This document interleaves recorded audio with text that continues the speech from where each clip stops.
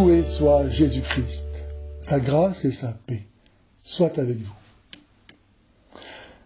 Parce que l'islam se présente comme l'acte divin lui-même, niant la participation humaine dans la transmission de la révélation divine, aucune des disciplines telles que la philosophie, la mystique, la dogmatique ou la métaphysique n'ont d'utilité pour penser le Dieu de l'islam, qui n'est pas pensable.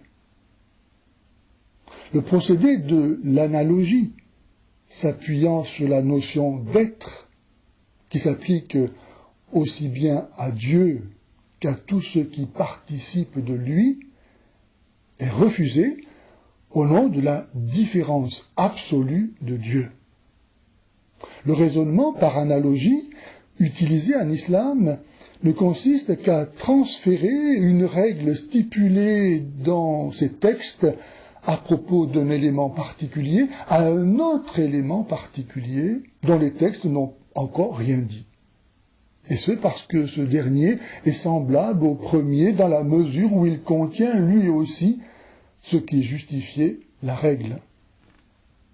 En aucun cas, il ne permet de réfléchir au mystère de Dieu et de ses œuvres. Parce qu'Allah n'a rien de commun avec nous. Il n'a pas non plus l'être. L'islam ne peut pas penser Dieu. Ou alors il doit renier que l'homme soit.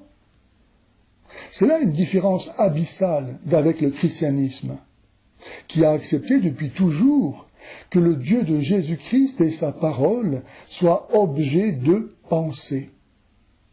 Le christianisme a de ce fait développé une réelle science théologique nécessitant le concours critique de la raison, à laquelle il a donné, en retour, des perspectives de réflexion jusqu'alors inconnues et illimitées.